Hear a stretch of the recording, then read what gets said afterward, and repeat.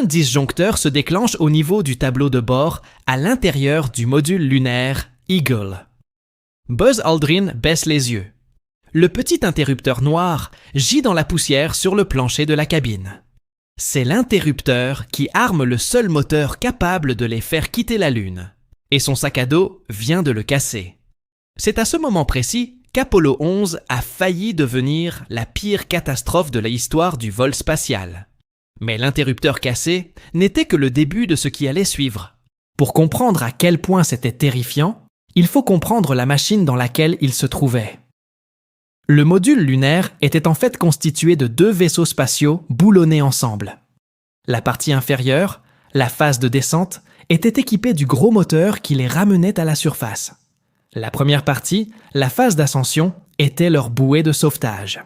Il avait son propre moteur, son propre carburant, et une seule mission: ramener Armstrong et Aldrin de la Lune et les remettre en orbite lunaire, où Michael Collins survolait la zone à bord du module de commande Columbia.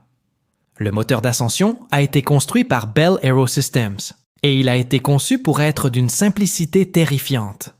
Environ 3500 livres de poussée, provenant d'une seule chambre de combustion et d'une seule tuyère, sans aucun système de secours, de part et d'autre. Chaque soupape et chaque fil autour du moteur avaient des copies redondantes, mais la chambre et la buse elle-même, il n'y en avait qu'une seule. Si le un ou l'autre échouait, Armstrong et Aldrin étaient morts sur la Lune. Les ingénieurs de la NASA avaient fait ce choix délibérément. Ils ont supprimé les turbopompes car les turbopompes comportent des pièces rotatives susceptibles de tomber en panne. Ils ont supprimé le mécanisme d'accélérateur car celui-ci complexifie la situation. Ils ont supprimé le système de cardane, de sorte que le moteur ne pouvait même plus pivoter pour diriger. Des petits propulseurs séparés assurèrent le contrôle d'attitude. Le moteur fonctionnait à pleine puissance ou pas du tout. Et voici le plus surprenant. Il n'avait été qualifié pour le vol que quelques mois avant le lancement d'Apollo 11. Ainsi, lorsqu'Armstrong et Aldrin confiaient leur vie à ce matériel, ils faisaient confiance à un équipement qui venait à peine de terminer son programme de test. Le seul point positif était le carburant. Le moteur brûlait un mélange hypergolique d'érosine 50 et de tétroxyde d'azote, des produits chimiques qui s'enflamment instantanément lorsqu'ils se touchent. Tu n'as pas besoin de bougies d'allumage. Il suffit d'ouvrir les vannes et la physique fait le reste.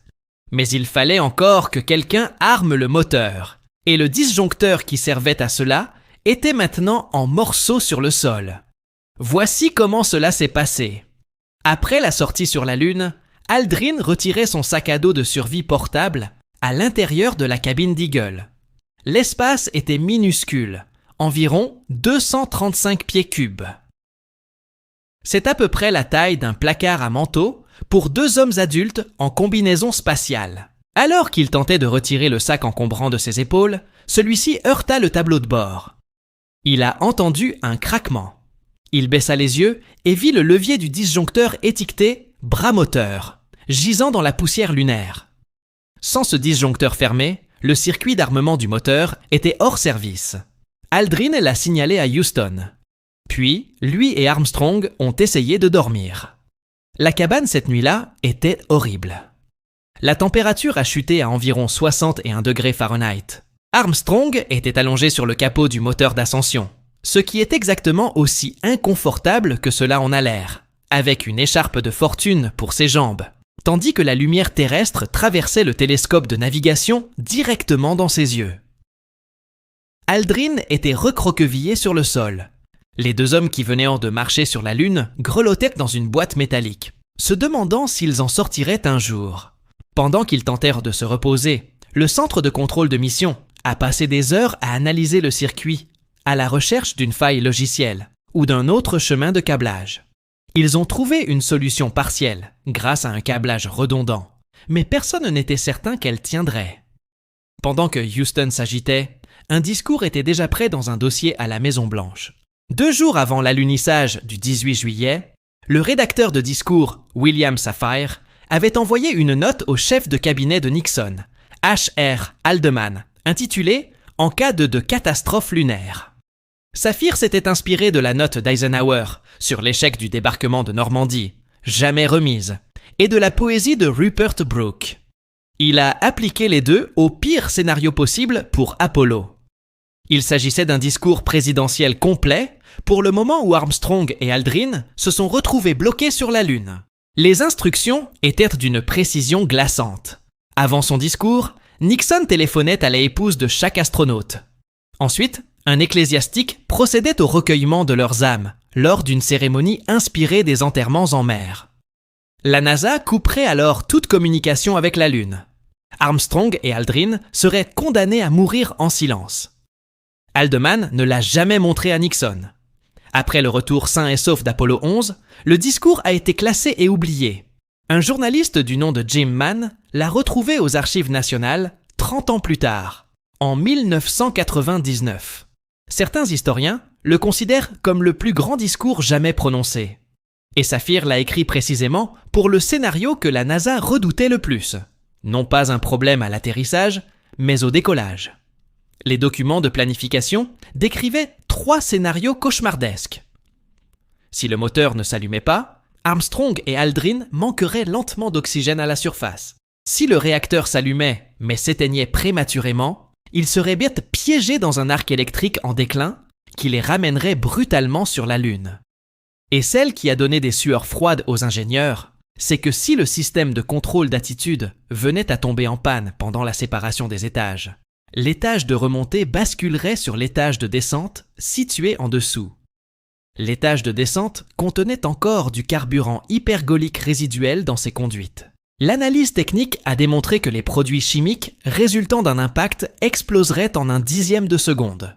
Il n'y avait ni navire de sauvetage, ni deuxième fusée Saturne V sur le pas de tir, ni module lunaire de secours nulle part. Si le moteur ne fonctionnait pas, ces hommes étaient à mort. Et personne sur Terre ne pouvait absolument rien y faire. Aldrin a trouvé sa propre solution. Il ne voulait rien utiliser en métal. Un objet métallique pourrait provoquer un court-circuit sur l'ensemble du réseau électrique, ce qui créerait un problème bien plus important qu'un simple disjoncteur défectueux. Aldrin a alors plongé la main dans la poche de son épaule et en a sorti un marqueur feutre Duro. Il a inséré l'embout en plastique dans la petite fente où se trouvait le levier. Le disjoncteur s'est enclenché. Petite parenthèse. Si vous avez déjà entendu l'histoire selon laquelle un stylo spatial Fisher a sauvé Apollo 11, il s'agit d'un mythe marketing qui circule depuis des décennies. Le Fisher AG7 était à bord, mais Aldrin a utilisé un marqueur à pointe feutre ordinaire de Duro. L'interrupteur cassé d'origine et le stylo sont désormais exposés au musée de l'aviation de Seattle. Après Apollo 11, la NASA a installé des protections sur ces disjoncteurs, sur tous les futurs modules lunaires. Leçon retenue. Armstrong a déclaré plus tard, lors du débriefing, qu'il pensait que le disjoncteur se serait probablement fermé de lui-même pendant la séquence d'armement du moteur. Il a qualifié la réparation du stylo de simple assurance. Le stylo leur a-t-il donc sauvé la vie ? Peut-être, peut-être pas. Mais quand on est sur la Lune sans aucune solution de secours et avec un interrupteur cassé entre soi et la Terre, on ne prend pas de risque. Aldrin a pris la bonne décision. C'est là que l'histoire change. Car, pendant que tout cela se passait à la surface, Michael Collins vivait sa propre expérience à 60 miles au-dessus, dans le module de commande Columbia. Les médias adoraient qualifier Collins d'homme le plus seul de l'histoire. La chaîne NBC, lors de la retransmission de la mission, a indiqué que depuis Adam, aucun être humain n'avait connu une telle solitude. Collins trouvait cela ridicule. Dans son autobiographie, il écrit qu'il se sentait pleinement impliqué dans ce qui se passait à la surface. Mais cela ne veut pas dire qu'il n'avait pas peur. Collins portait autour du cou un carnet contenant 18 plans de contingence différents pour les rendez-vous. 18. Une pour chaque scénario d'échec qu'il pouvait imaginer. Si Eagle décollait en retard, si le moteur était sous-performant, si le guidage dérivait, Collins avait une procédure. Si Eagle ne pouvait pas atteindre une orbite utilisable, il était prêt à faire descendre Columbia à une altitude inférieure et à tenter un sauvetage qui n'avait jamais été testé en vol spatial réel. À chaque orbite, Collins passait derrière la face cachée de la Lune pendant environ 45 minutes, complètement coupé d'Eagle, de Houston et de tous les autres êtres vivants. Durant ces périodes de panne de courant, il photographiait les points de repère lunaires, surveillait les systèmes et repassait sans cesse en revue ses listes de contrôle. Il était l'être humain le plus isolé qui ait jamais existé. Les êtres humains les plus proches se trouvaient soit à la surface de l'autre côté de la Lune, soit à 1/4 million de kilomètres sur Terre. Mais Collins a été direct quant au pire des scénarios. Il a écrit dans son livre que si Armstrong et Aldrin ne parvenaient pas à décoller, il n'allait pas se suicider. Il rentrait chez lui, mais il savait qu'il serait marqué à vie. Très bien. 21 juillet 1969. Le stylo est dans le disjoncteur. L'équipage a à peine dormi. Le centre de contrôle de mission a effectué toutes les vérifications possibles. Il est temps de partir. Le commandant Ron Evans a transmis par radio. « Base Tranquility, Houston, vous êtes autorisé à décoller. » Aldrin, dans ce qui est peut-être la meilleure réplique de tout le programme spatial, a répondu « Roger, compris.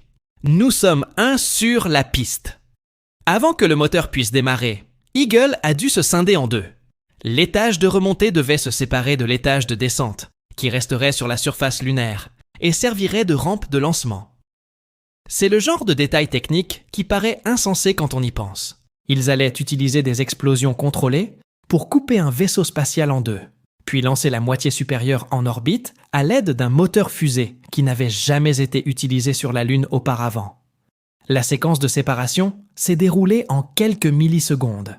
Des charges pyrotechniques ont sectionné 4 boulons aux angles reliant les 2 étages. 2 connecteurs à face morte ont grillé, coupant l'alimentation de la batterie. Puis, une guillotine explosive a tranché net le cordon ombilical et la ligne d'eau reliant les 2 moitiés. Une guillotine explosive sur un vaisseau spatial sur la Lune en 1969. Aldrin a fait le compte à rebours. 9, 8, 7, 6, 5, abandon de l'étape moteur, bras ascension continuée. Les boulons ont cédé. La coupe à la guillotine.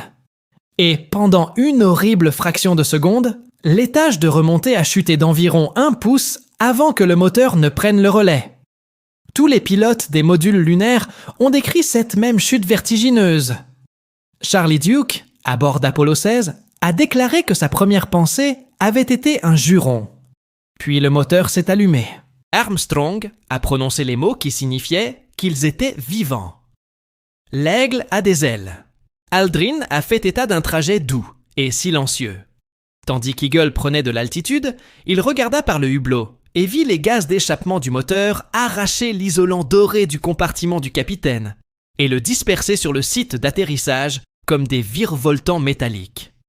Et puis il a vu le drapeau américain tomber. Il l'avait planté à seulement 7,5 mètres du module lunaire, enfoncé de 15 à 20 cm dans le sol, étonnamment dur, et la barre transversale télescopique s'était bloquée avant d'être complètement déployée. C'est précisément pour cela que le drapeau semble flotter sur toutes ces photos célèbres. Elle ne bouge pas, elle est froissée parce que la barre transversale était coincée. Le pot d'échappement l'a aplatie. La sonde lunaire de reconnaissance de la NASA a confirmé par la suite qu'il s'agissait du seul drapeau Apollo qui ne flottait plus. Aldrin avait installé une caméra de film 16 mm à sa fenêtre pour enregistrer le décollage, mais il l'a allumée 6 secondes trop tard. C'est pourquoi les célèbres images de la surface lunaire qui se détachent commencent alors qu'Eagle est déjà en mouvement. Le moment précis du décollage n'a pas été filmé. Le moteur d'ascension a fonctionné pendant environ 435 secondes, soit un peu plus de 7 minutes. L'Eagle pesait environ 10 300 livres au décollage, mais comme la gravité de la Lune n'est qu'un 1/6 de celle de la Terre, cette poussée de 3500 livres les a propulsés rapidement dans l'atmosphère. À mesure que le moteur consommait du carburant, le vaisseau spatial devenait de plus en plus léger. Au moment de son arrêt, Eagle ne pesait plus qu'environ 5885 livres et se déplaçait à environ 5537 pieds par seconde. Armstrong a remarqué qu'Eagle oscillait légèrement pendant la combustion, un mouvement de roulis appelé roulis hollandais. Cela ne l'a pas surpris. Tom Stafford et Gene Cernan avaient vécu la même chose lors de la répétition générale d'Apollo 10 2 mois plus tôt et l'en avaient averti. Eagle a atteint une altitude d'environ 60 000 pieds et s'est placé sur une orbite elliptique autour de la Lune. Houston a confirmé le brûlage grâce à une triple vérification effectuée par 3 systèmes de guidage indépendants. Le moteur fonctionnait parfaitement. Armstrong a transmis par radio. L'Aigle est de retour en orbite après avoir quitté la base Tranquilité. Mais ils n'étaient pas encore rentrés. Eagle se trouvait sur une orbite basse en forme d'œuf, tandis que Columbia survolait la zone à environ 21 km au-dessus, sur une trajectoire plus haute et plus circulaire. Les 2 vaisseaux spatiaux devaient se trouver, aligner leurs orbites et s'amarrer. Cela nécessiterait 3 heures et 41 minutes de combustion des propulseurs soigneusement synchronisés. Et si on y réfléchit, les calculs sont hallucinants. Ils devaient décoller de la Lune à la seconde précise pour se retrouver à peu près dans le même plan orbital que Columbia, puis la rattraper sur plusieurs orbites. Environ 57 minutes après le décollage, Eagle a allumé ses petits propulseurs de contrôle de réaction pour la première correction majeure, élevant son orbite pour devenir approximativement circulaire à environ 45 000 nautiques. Puis, il a fallu effectuer un ajustement mineur pour verrouiller Eagle exactement à 17 miles sous l'orbite de Columbia. Puis, une dernière manœuvre a placé Eagle sur une trajectoire d'interception, s'élevant vers le module de commande, tandis que la Terre se levait à l'horizon lunaire derrière lui. L'une des raisons pour lesquelles la NASA a choisi le site d'atterrissage de la base Tranquility était sa latitude proche de l'équateur, à seulement 0,67 degrés nord. Cela signifiait que Eagle pouvait être lancé presque directement dans le plan orbital de Columbia, sans correction latérale complexe. Collins a suivi Eagle sur les radars depuis Columbia, son carnet de notes de contingence à la main. Si les propulseurs d'Eagle venaient à tomber en panne à un moment donné, Collins était prêt à déclencher la manœuvre en miroir depuis son extrémité et à prendre le contrôle du rendez-vous. Et voici quelque chose d'incroyable. Pendant ce temps, la sonde Luna 15 de l'Union soviétique, un engin spatial robotisé conçu pour prélever des échantillons de sol lunaire et les ramener sur Terre avant qu'Apollo 11 ne puisse le faire, a tenté sa propre descente vers la surface. Il s'est écrasé sur Mare Crisium, à environ 480 km/h, à environ 800 km de la base Tranquility. La tentative soviétique de devancer les Américains avec des roches lunaires s'est soldée par un cratère, faisant de l'ascension d'Eagle la deuxième tentative de décollage lunaire de la journée. Alors qu'Eagle et Columbia se rapprochaient l'un de l'autre, Collins prit une photographie qui devint l'une des images les plus célèbres de la histoire. Chaque être humain ayant jamais vécu figure sur cette image, que ce soit sur Terre ou à l'intérieur d'Eagle. Tous, sauf Collins derrière la caméra. À environ 12 mètres de distance, les 2 engins spatiaux ont commencé à maintenir leur position, en harmonisant lentement leurs attitudes. Collins a dû corriger manuellement un léger défaut d'alignement avant que la sonde d'amarrage ne s'enclenche. La sonde s'est glissée à l'intérieur, les loquets de capture se sont enclenchés, et les 12 loquets rigides du mécanisme d'amarrage se sont finalement mis en place. Armstrong a lancé une plaisanterie à propos du tremblement dans l'interphone. Qu'est difficile. 3 heures et 41 minutes après avoir quitté la Lune. Collins a écrit plus tard que c'était le premier moment depuis le lancement où il s'était autorisé à ressentir du soulagement. L'équipage a passé environ 2 heures à transférer 47,5 livres d'échantillons lunaires et de films à travers le tunnel d'amarrage, puis a largué Eagle sur l'orbite lunaire. Son orbite a fini par se désintégrer et l'étage de remontée s'est écrasé sur la Lune à un endroit inconnu. Si cette analyse approfondie vous plaît, abonnez-vous. Nous couvrons des moments comme celui-ci chaque semaine. Alors, que reste-t-il aujourd'hui à la base Tranquility? L'étage de descente est toujours là où il a atterri. La sonde lunaire de reconnaissance de la NASA l'a photographiée depuis l'orbite, et on peut clairement la voir sur les images, ainsi que les traces laissées dans la poussière par Armstrong et Aldrin. Le rétroréflecteur de télémétrie laser, un panneau de miroirs spéciaux qui renvoie les faisceaux laser vers la Terre, fonctionne toujours. Depuis des observatoires, les scientifiques utilisent des lasers pour mesurer la distance qui nous sépare de la Lune, au centimètre près. Il est opérationnel, sans interruption, depuis 1969. Éparpillés sur le site se trouvent les objets que l'équipage a abandonnés pour gagner du poids lors de l'ascension. Les 2 sacs à dos de la marche sur la Lune, des surchaussures lunaires, un boîtier d'appareil photo Hasselblad vide, des outils, un petit disque de silicium de la taille d'une pièce de 50 centimes, gravé de messages de bonne volonté de 73 dirigeants mondiaux. Armstrong a failli oublier de le laisser derrière lui. Aldrin a dû le lui rappeler en haut de l'échelle, et Armstrong l'a tout simplement jeté par terre. On peut également y voir un écusson de la mission Apollo, un déposé à la mémoire de Gus Grissom, Ed White et Roger Chaffee, décédés dans l'incendie de la rampe de lancement en 1967, ainsi que 2 médailles honorant les cosmonautes soviétiques, Yuri Gagarin et Vladimir Komarov. Même au plus fort de la course à l'espace, l'équipage a honoré ses rivaux. Et puis il y a les traces de bottes. Sans vent, sans pluie, sans aucune forme d'intempérie, ces empreintes resteront intactes pendant des dizaines de millions d'années. Le moteur d'ascension. Cela a parfaitement fonctionné sur Apollo 11 et sur Apollo 12, 14, 15, 16 et 17, 6 fois sur 6. Concevez-le de manière suffisamment simple et il ne faillira pas. Mais personne ne le savait encore dans la nuit du 20 juillet 1969, lorsque Buzz Aldrin, allongé sur le sol d'un vaisseau spatial glacial, fixait un interrupteur cassé, un feutre à la main, se demandant s'il reverrait un jour la Terre. Le discours de Saphir n'a jamais été prononcé. Le stylo a tenu bon. Le moteur a démarré. Et 3 hommes sont rentrés chez eux. Si cela vous a plu et que vous souhaitez découvrir d'autres histoires fascinantes du même genre, abonnez-vous et regardez la vidéo suivante.